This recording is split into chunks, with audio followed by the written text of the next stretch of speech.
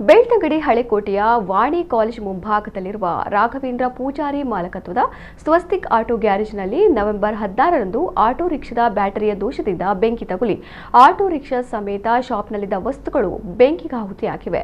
ಮಾರಾಟ ಮಾಡಲು ತಂದಿದ್ದ ಹಳೆ ಆಟೋ ರಿಕ್ಷಾವನ್ನ ಸಂಜೆ ಶಾಪ್ ಒಳಗಡೆ ಇಟ್ಟು ಬೀಗ ಹಾಕಿ ಕೆಲಸಗಾರರು ಹೋಗಿದ್ದರು.